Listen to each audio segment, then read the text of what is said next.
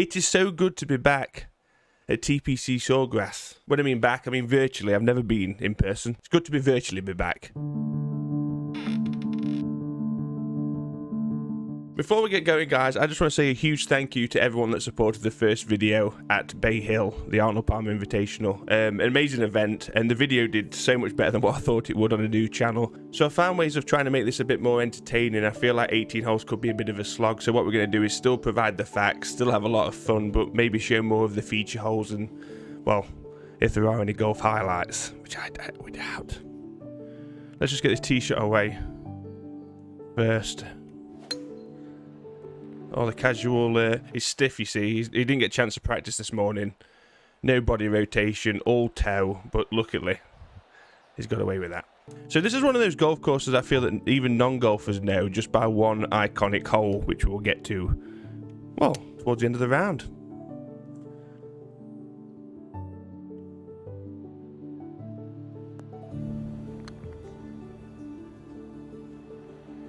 Ah, well. Oh, what a start. That's it, give him the shooter. So as per usual, I've done a bit of research on this course, and there's a pretty... Hold on, I thought I'd snap up that, it's okay. Pretty interesting fact I found out about it. And the key word I'm going to bring up is hindsight. So the reason I say hindsight is because if you look back on your life, there are little things that you could have invested in early doors, assets that have blown up, like Netflix, for example. This right here, what we're playing on, is one of those. How much do you think this cost to buy in 1978? Not just the golf course, 415 acres around it as well. How much? What if I told you 415 acres that Sawgrass is now on cost $1 back in 1978? $1. I'll put on the screen what $1 would have been to the amount of money that we've got now. I'm sure it's not going to be hundreds of millions of dollars. Yes, a great purchase, Dean Beeman, PGA Tour Commissioner at the time, and then started the Players' Championship in 1982.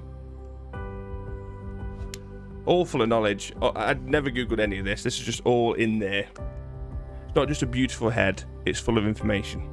So I'm trying to do this video now saying that I'm going to just include highlights, but every bloody hole's a highlight on this golf course. Like this is a cracker. You know, it's hard to make a small par 4 look good and play good, but this is actually not very easy. Everyone just thinks, oh, difficulty, we need to slam loads of length on it. This is prime example that you don't at all. Undulated green, surrounded by aqua. Difficult, funky tee shot that kind of usually stops the big boys even wanting to consider it in driver. It's just a well thought out hole. It is a Pete Dye golf course, so what really would you expect? I wouldn't expect anything else. Ah, dear. Dear. Can't get it.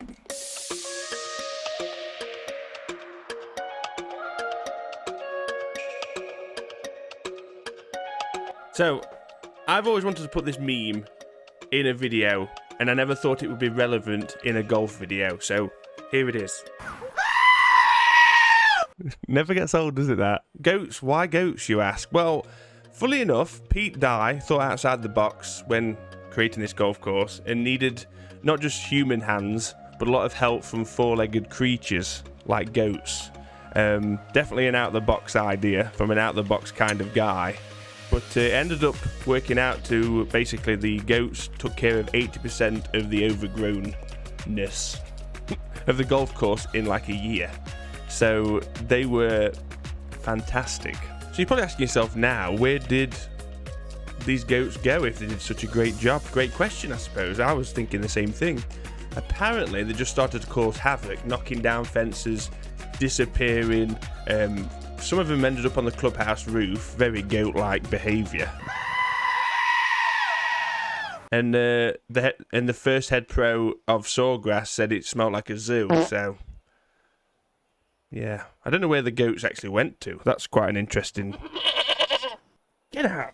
Sorry, that's just Terence. Another little tricky green, surrounded by the water again, and pull-look it. to safety. It's just what you need, though. That's all you need. Here's fine. Good little bailout area.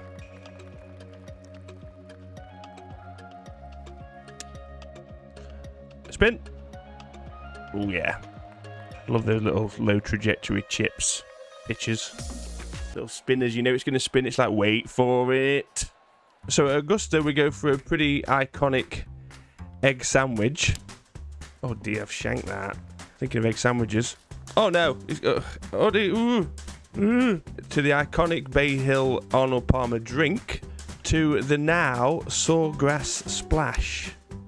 Let me just hold this in the water. Which apparently includes fresh lemonade, fresh orange juice, fresh lime juice, simple syrup, and vodka. Sign me up. So I've actually just read that the purse has gone up to 20 million US. The winner, it's like winning the FedEx. The winner gets $3.7 million. Oh, do I get some of this if I win this? Surely. So if you're lucky to go to this event or even play it, you'll notice all these little mounds around the green, and that's no accident. That's done purposely by Pete Dye. It's all done so we haven't got to have structural stands for the crowd to be able to see. They've got a good vantage point just standing there, very natural. But the idea was actually brought to Pete Dye by the bookman Dean Beeman, who's actually 5'7", so it's like Robbo, basically. Obviously, he struggled in the past to see events and needed a bit of assistance. He didn't have to be in a grandstand to be able to witness stuff, so here you are, stand on a mound and you're done. You feel like the hype getting to this particular hole. We're getting closer. We're 2 holes away from one of the, well, it is one of the most iconic holes in golf, without a doubt. Many facts about it, and it's a nerve-wracker. It really is. It should float, though. I reckon it should move. It shouldn't be attached to any part of the land. It should just float. That'd make it right, yes, wouldn't it? Now, I imagine the first time you play this, you are bricking it like you would be in any event, but knowing it's Sawgrass, knowing you've got virtually now, the crowds get bigger with the stands around the edge of the 17th, and I suppose it's only a matter of time before the atmosphere becomes a bit like Scottsdale. It's definitely a party hole. I mean, we've had DJs and all sorts there now, even just before the start of the pandemic, so I'll be very interested to see what happens this year. But this is where it starts to become real. Just imagine you've got this really good round going. You've not really got yourself into too much trouble. He says as he visits the CAC. Where are these goats? Look how thick this rough is.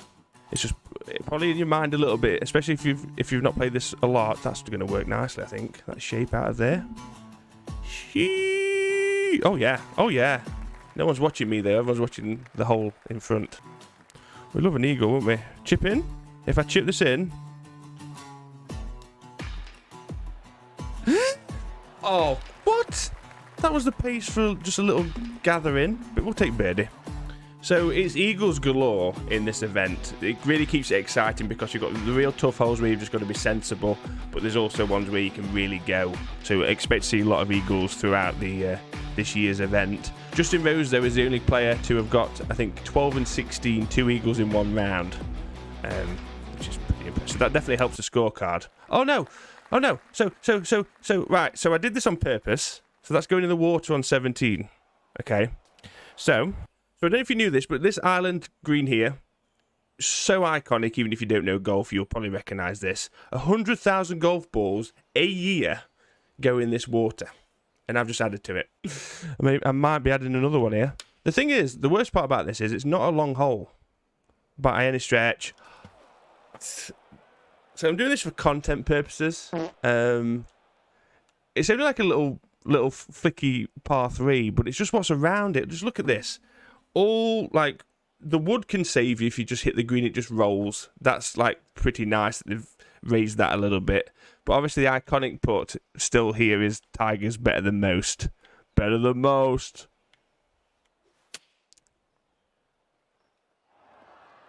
Oh, he made it. Oh, this is good. Oh, dear. Oh, dear. All these people watching me just quadruple.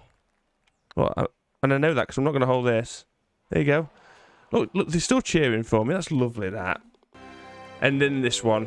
Another hole with a dirty, iconic Tiger stinger. Never forget that. I'll try and put the video up if I don't get done for copyright. You don't want this shot, really. That's not the shape you need, but I might get lucky with the wood. Nope, we won't. So obviously I'm doing this to show you exactly why your round's not done definitely until the 18th. Sometimes courses you've got a few like easier final few holes that you can just relax a little bit. Sawgrass is not one of those. If anything, the final 2 holes they must rack up some serious. Well, they'll destroy many scorecards, like mine. We finished 1 over somehow. We were chipping for eagle at 3 under to potentially go to 5 2 holes ago, and now we finished 1 over. But that's exactly what this round of golf does. That's exactly what this golf course does. And that's what makes this event so bloody iconic. It really is. That's a scorecard right there. Remember, guys, TEAMAL Society. If you're a golfer and you're on PGA Tour, Xbox, we've got the TEAMAL Society. I'll put this event on so you can come and play it. And also now on PC, get over there. We'll have a lot of fun. The Playals, of course. And thanks again for the support with the channel and the videos. This is a new channel for me. This is definitely something different. I'm still learning with all the tech stuff going off. It's not like I'm just hitting shots outside. So it is different. We're learning as we go along. Apologies if the quality is not fantastic, but we'll definitely get there. I just wanted to get this video done because it's a huge tournament on the calendar. And yeah, the Not Players Championship. Hit the subscribe button if you like it. Thanks, guys.